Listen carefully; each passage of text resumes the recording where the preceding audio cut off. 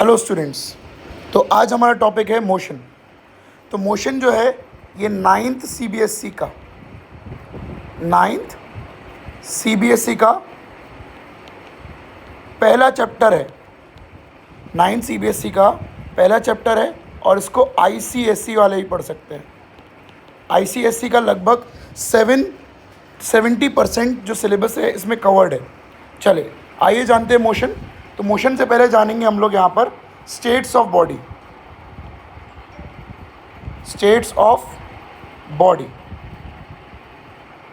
चले तो states of body क्या होती है? तो किसी बॉडी की दो स्टेट होती हैं।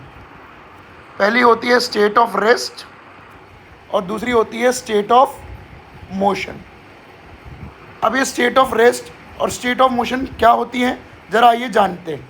तो स्टेट ऑफ रेस्ट, तो अगर कोई ऑब्जेक्ट टाइम के रिस्पेक्ट में अपनी पोजीशन चेंज नहीं कर रहा है तो वो किस में होगा? रेस्ट में होगा। If an object does not या डजंट चेंज its position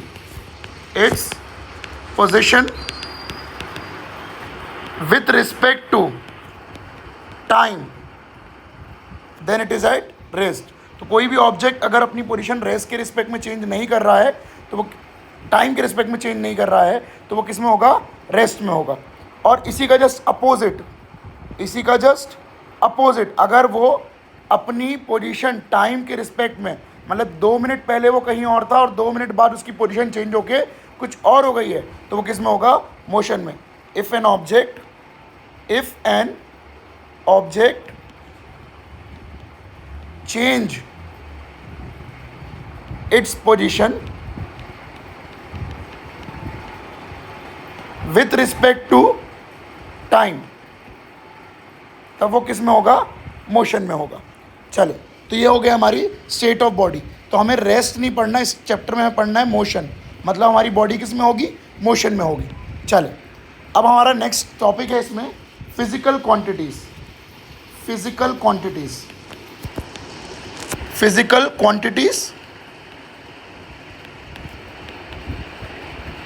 चले ये फिजिकल क्वांटिटीज़ क्या होती हैं? तो फिजिकल क्वांटिटीज़ का मतलब होता है ऐसी क्वांटिटी जो मेजर हो सकती हैं। the quantities which can be measured is called physical quantity. जैसे कि फॉर एग्जांपल हमारा टेम्परेचर मेजर किया जा सकता है, लेंथ मेजर की जा सकती है, वेट मेजर किया जा सकता है, बट आपकी मदर के प्रति कितना प्यार है, कितना लव है, ये मेजर नहीं किया जा सकता। तो feelings is not a physical quantity. चले अब फिजिकल क्वांटिटीज़ 2 टाइप की होती हैं। चले पहली होती है स्केलर क्वांटिटी और दूसरी होती है वेक्टर क्वांटिटी। पहली होती है स्केलर क्वांटिटी और दूसरी होती है वेक्टर क्वांटिटी। पहली होती है स्केलर क्वांटिटी और दूसरी होती है वेक्टर क्वांटिटी। चलिए स्केलर क्वांटिटी क्या होती है? तो ऐसी quantity the quantity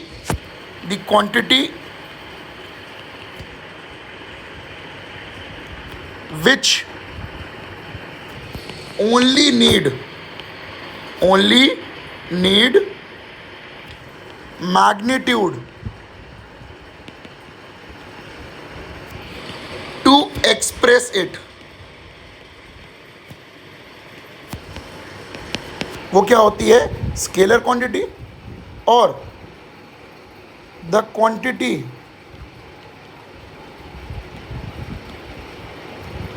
which need magnitude plus direction, वो क्या होती है? Vector quantity. अब बात आती है इसमें सर ये मैग्नीट्यूड क्या होता है? What is this magnitude? चलिए आइए देखते हैं। तो मैग्नीट्यूड मतलब होता है वैल्यू। चले मतलब जैसे फॉर एग्जांपल जबलपुर का टेम्परेचर 31 डिग्री सेल्सियस है। तो what is this 31 degree Celsius?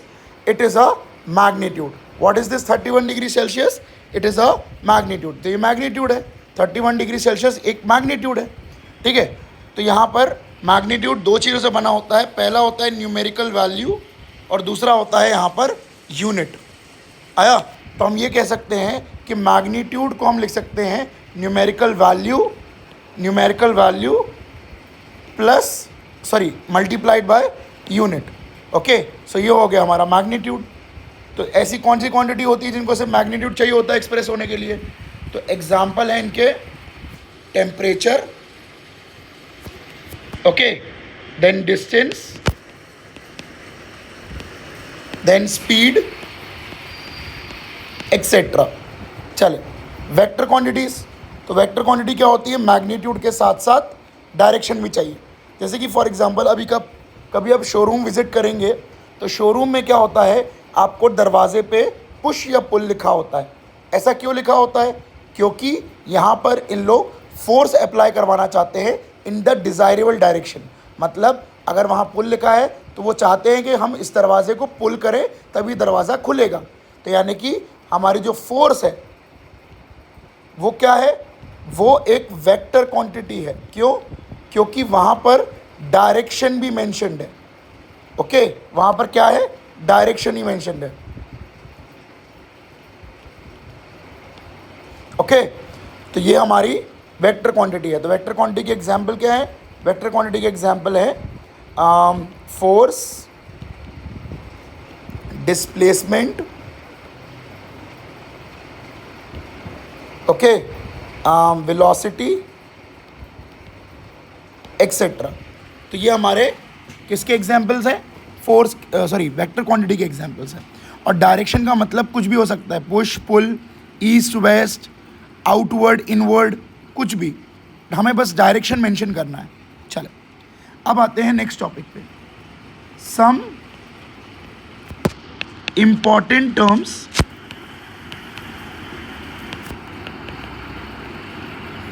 Related to motion.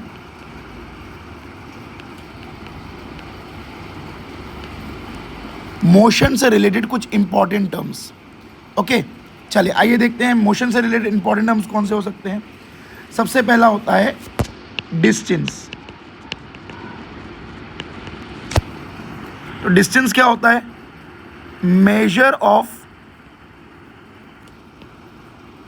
Path followed by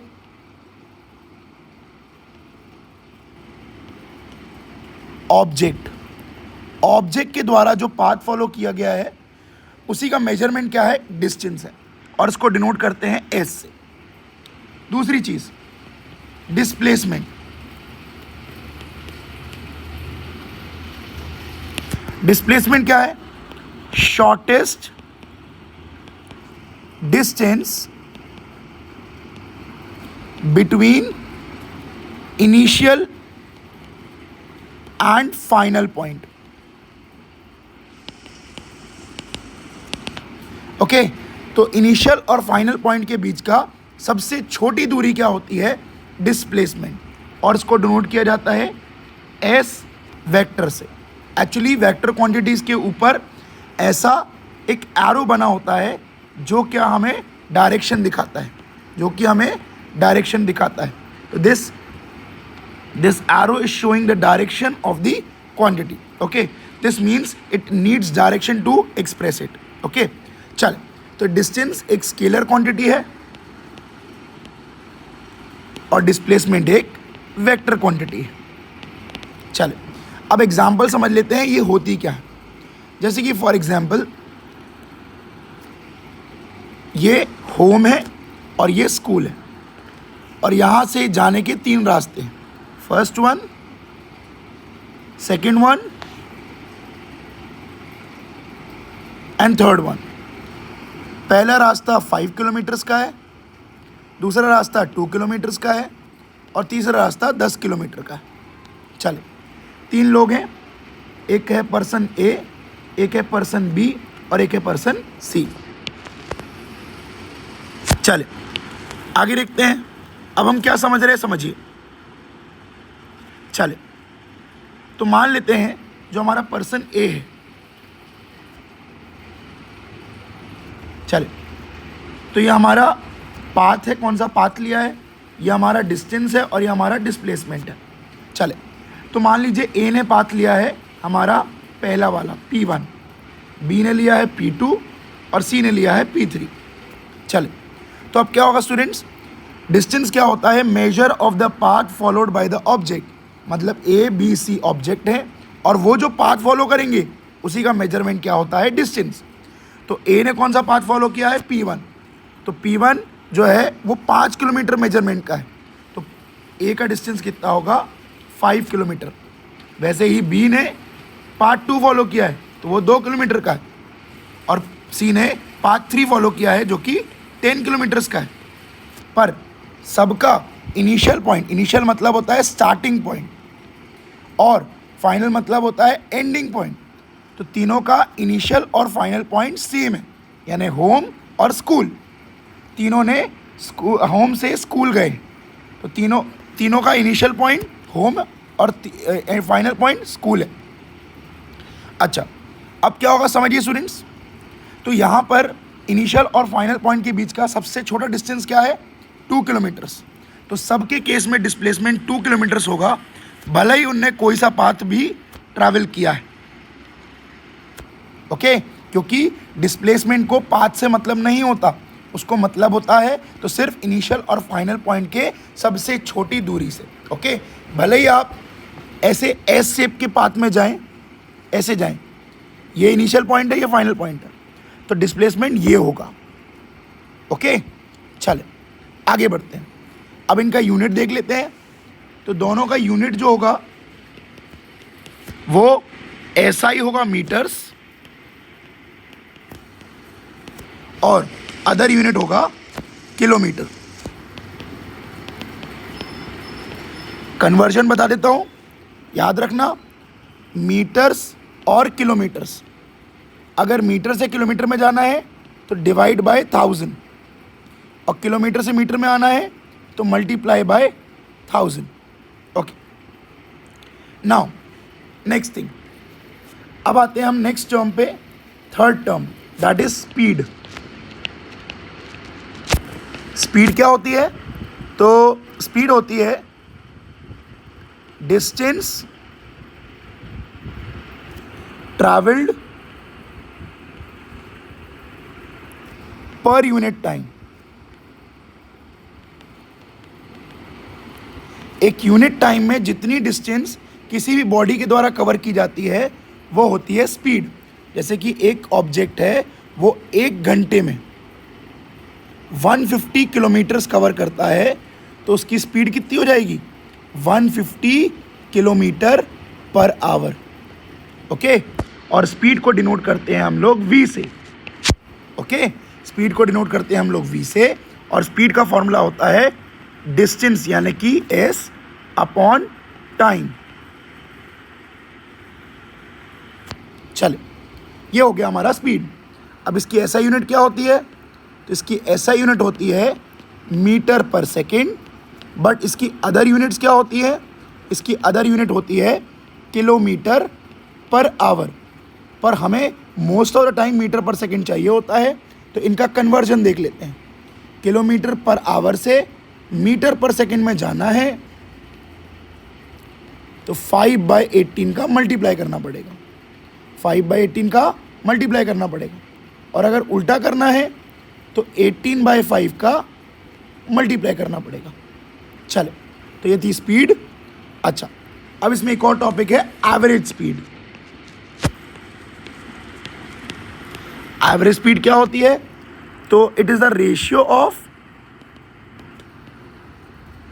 total distance travelled, total distance travelled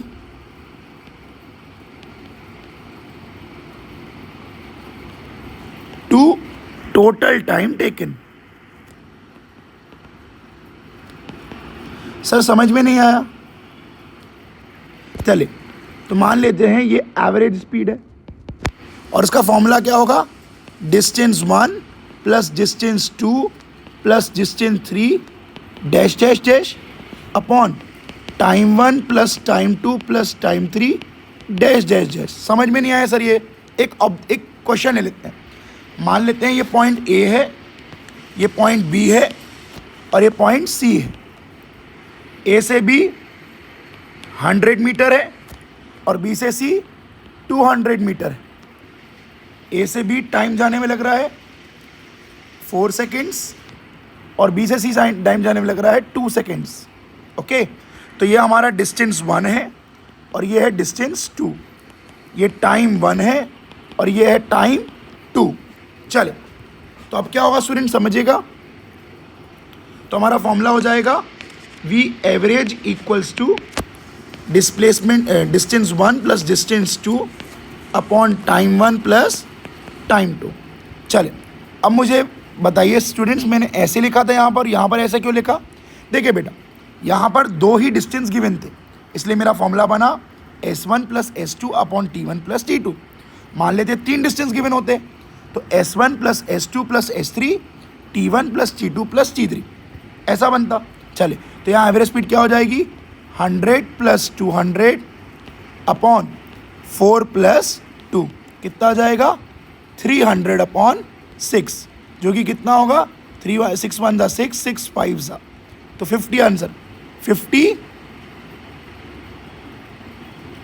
50 metre per second, ये हो जाएगी हमारी average speed.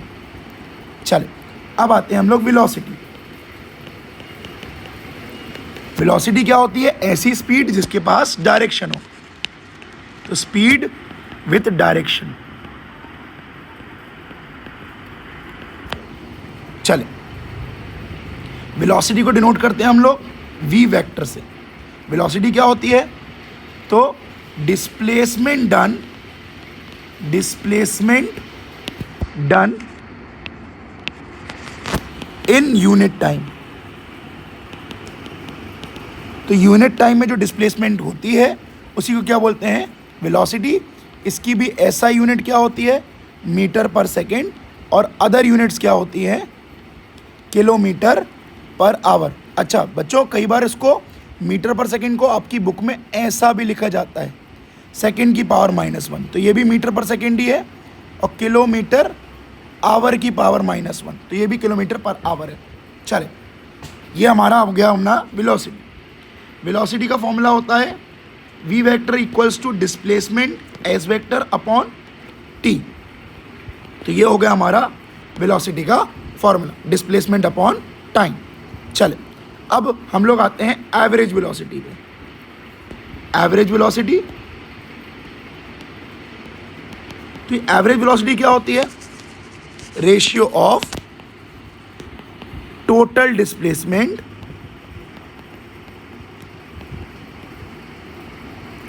To total time. चले, तो फॉर्मूला क्या बनेगा? Average velocity equals to displacement 1 plus displacement 2 plus displacement 3 upon time 1 plus time 2 plus time 3। ये भी वैसे ही हो जाएगा। चलिए, अब एक और फॉर्मूला होता है एवरेज वेलोसिटी का। Average velocity equals to final velocity plus initial velocity upon 2। Final और इनिशियल वेलोसिटी क्या होती है? तो देखिए, पहले वाली वेलोसिटी, जो भी आपकी वेलोसिटी पहले होगी उसको बोलते हैं इनिशियल, और जो भी वेलोसिटी आपकी बाद में होगी वो होगी फाइनल वेलोसिटी। जैसे कि फॉर एग्जांपल एक कार थी, वो 50 किलोमीटर पर आवर पे चल रही थी। सडनली सामने कोई ऑब्स्ट्रक्शन आया, ब्रेक लगाए और वो रेस्ट पे आ गई। तो रेस्ट पे आ गई तो वेलोसिटी कितनी हो जाएगी? 0। तो भाई पहले वाली वेलोसिटी कितनी है? 50 किलोमीटर पर आवर, मतलब u, और बाद वाली वेलोसिटी कितनी है? v, वो जो कि कितनी है? 0। ओके, चले, तो ये हमारी वेलोसिटी हो गई। इसके बाद हमारा नेक्स्ट टॉपिक है एक्सेलरेशन, जिसको डिनोट करते हैं a वेक्टर और a से। चले, a वेक्टर और a से। चले, ये क्या होता है? ये होता है rate of change of velocity. Rate of change of velocity. चलो, तो एक्सेलरेशन होता है rate of change of velocity. तो एक्सेलरेशन का फॉर्मूला क्या बन जाएगा? चेंज ऑफ वेलोसिटी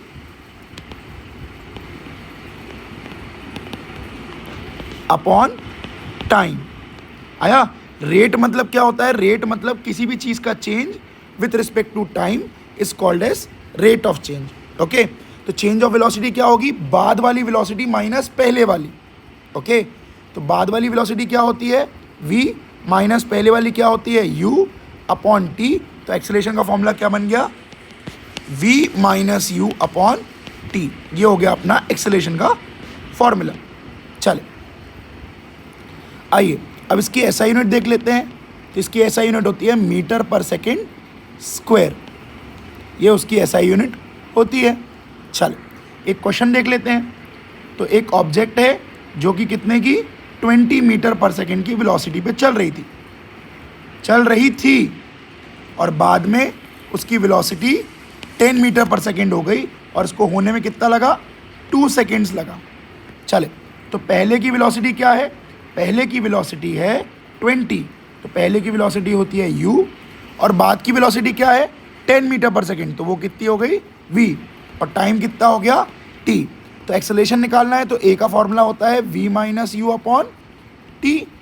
चले, a इक्वल्स टू v कितना है? v है 10, u कितना है? 20 अपॉन t कितना है? 2। तो कितना आ जाएगा? a इक्वल्स टू माइनस 10/2, जो कि कितना होता है? जो कि होता है minus 5 metre per second square. तो माइनस ये डिनोट करता है कि वहाँ पर स्पीड क्या हो रही है? डिक्रीज़ हो रही है। और ऐसे स्पीड डिक्रीज़ होने के वेलोसिटी क्या हो रही है? डिक्रीज़ हो रही है। और इसका मतलब होता है रिटार्डेशन। नेगेटिव एक्सेलरेशन को हम लोग रिटार्डेशन का भी नाम देते हैं। चले, आगे लिखते हैं। चले, इसके बाद आता है ग्राफ्स। चले, सबसे पहले आएगा हम लोग का position time graph. Position time graph.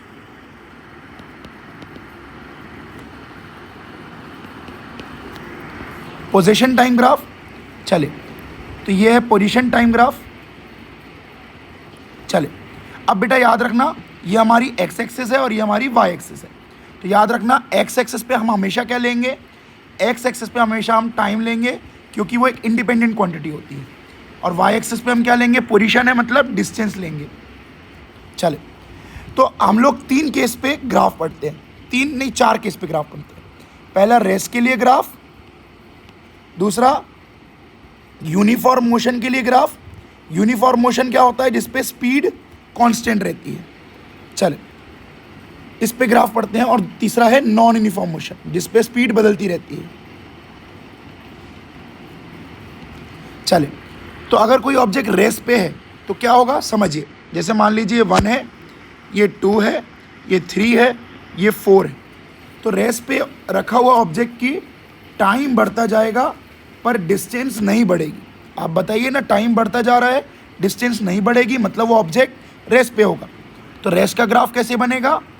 या तो कॉन्साइडिंग विद एक्स एक्सिस या तो पैरेलल विद एक्स एक्सिस। तो ये सारे ग्राफ जो हैं वो रेस्ट के हैं। तो अगर कोई ऑब्जेक्ट रेस्ट पे है तो उसका ग्राफ कैसे बनेगा? तो या तो कॉन्साइड विद एक्स एक्सिस या टाइम एक्सिस, या parallel to x axis.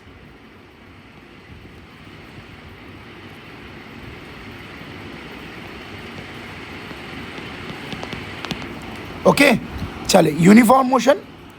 Uniform motion का ग्राफ कैसा बनेगा? ये है टाइम और ये है डिस्प्लेसमेंट या डिस्टेंस। चले, अब बेटा याद रखना, ये हमारा होगा यूनिफॉर्म मोशन का ग्राफ। आपकी ग्राफ में स्ट्रेट लाइन क्या दिखाएगी? Uniform motion. और स्ट्रेट लाइन के अलावा कोई और अदर ग्राफ बना तो वो किसका होता है? नॉन यूनिफॉर्म का।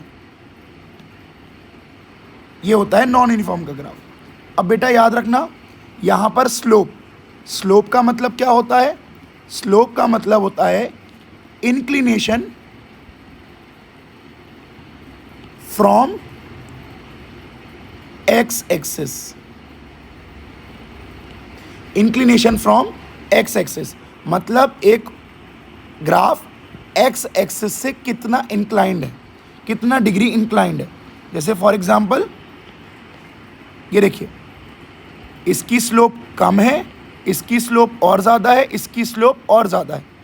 ओके, एक्स एक्सिस से इंक्लिनेशन ही क्या होता है? स्लोप। तो याद रखना, पोजीशन टाइम ग्राफ की स्लोप जो है वो किसको इंडिकेट करती है? वेलोसिटी। पोजीशन टाइम ग्राफ की स्लोप किसको इंडिकेट करती है? वेलोसिटी को इंडिकेट करती है। और स्लोप का फॉर्मूला क्या होता है? स्लोप का फॉर्मूला होता है y2 minus y1 upon x2 minus x1। जैसे कि एक एग्जांपल लेता हूं यहां पर, ये 1, ये 2, ये 3, ये 10, ये 20, ये 30। हमारा ग्राफ कुछ ऐसा जा रहा है। तो भाई ये पॉइंट क्या होगा? ये पॉइंट होगा 1,10। ये पॉइंट क्या होगा? ये पॉइंट होगा 3,30। चलिए, इसको मान लीजिए x1 y1, इसको मान लीजिए x2 y2। चलिए, तो इसकी वेलोसिटी निकालते हैं, क्योंकि स्लोप मतलब वेलोसिटी। कहाँ पर? पोजीशन टाइम ग्राफ में। चलिए, तो याद रखना y2 कितना है? 30 माइनस 10 अपॉन x2 कितना है? x2 है 3 माइनस 1, जो कि कितना होगा? 20 अपॉन 2, जो कि होगा 10 मीटर पर सेकेंड। ये आ गया अपनी वेलोसिटी। अब आते हैं हम लोग वेलोसिटी टाइम ग्राफ, जो कि सबसे इंपॉर्टेंट, सबसे काम का ग्राफ होता है। चलिए, वेलोसिटी टाइम ग्राफ, तो इसमें हमारी एक्स एक्सिस पे रहेगी टाइम और वाई एक्सिस पे रहेगी वेलोसिटी। ये वेलोसिटी और ये टाइम। सबसे पहला ग्राफ पढ़ेंगे रेस्ट का। तो अगर आपको रेस्ट बनाना है तो याद रखना, रेस्ट का ग्राफ बनता है कॉन्साइडिंग विथ एक्स एक्सिस। याद रखना, जब ग्राफ एक्स एक्सिस से कॉन्साइड करेगा, कॉन्साइडिंग विथ एक्स एक्सिस, तो वो क्या होगा? हमारे रेस्ट का ग्राफ। अब आते हैं यूनिफॉर्म मोशन का ग्राफ। तो यूनिफॉर्म मोशन का ग्राफ कैसे बनता है? चलिए देखते हैं। ये टाइम है और ये वेलोसिटी है। तो कभी भी graph parallel to time axis बन जाए या एक्स एक्सिस बन जाए, पैरेलल टू टाइम एक्सिस या x axis, parallel to time axis या फिर एक्स एक्सिस, तो वो कैसा होता है? वो होता है हमारे यूनिफॉर्म मोशन का ग्राफ। ओके, चले, नॉन यूनिफॉर्म का कैसा होता है? तो नॉन यूनिफॉर्म में दो टाइप का होगा। यहां पर हम पढ़ रहे हैं non uniform with constant acceleration, मतलब एक्सेलरेशन सेम होगा। तो इसका ग्राफ कैसा बनेगा? स्ट्रेट। ये स्ट्रेट बनेगा। तो ये कैसा है? Non uniform with constant acceleration. अब हम लोग पढ़ेंगे non uniform with variable acceleration, तो वो कुछ ऐसा बनेगा। तो ये टाइम, ये वेलोसिटी और ये नॉन यूनिफॉर्म मोशन है, मतलब स्पीड भी सेम नहीं है और जो एक्सेलरेशन दिया जा रहा है वो भी सेम नहीं है, वेरिएबल एक्सेलरेशन। ओके, तो ये हमारे ग्राफ हो गए। चले नेक्स्ट पे बढ़ते हैं। अब आते हैं हम लोग इक्वेशंस ऑफ मोशन पे।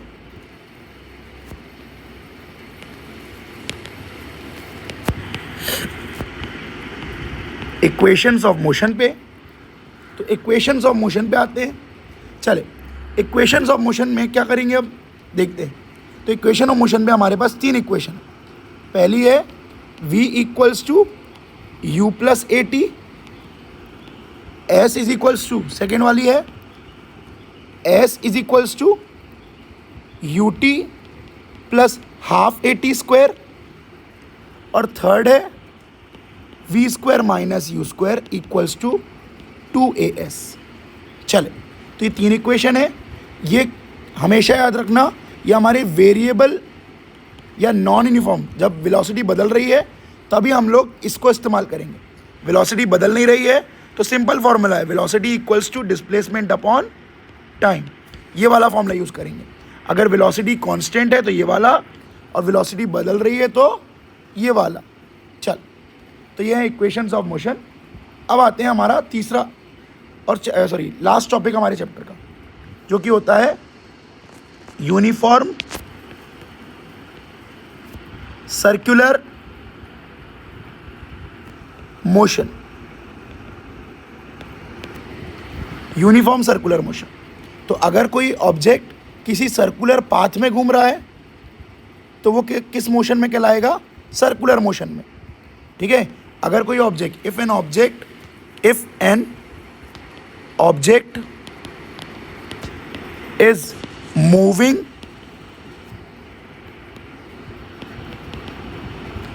इन अ सर्कुलर पाथ, तो वो किस में होगा? सर्कुलर मोशन में। बट हमारा टॉपिक है यूनिफॉर्म सर्कुलर मोशन। तो यूनिफॉर्म सर्कुलर मोशन मतलब अगर कोई ऑब्जेक्ट सर्कुलर पाथ में घूम रहा है विथ यूनिफॉर्म वेलोसिटी या uniform speed, not uniform velocity, तो वो किस में होता है? यूनिफॉर्म सर्कुलर मोशन में। और इसमें स्पीड का फॉर्मूला होता है 2πr अपॉन टी।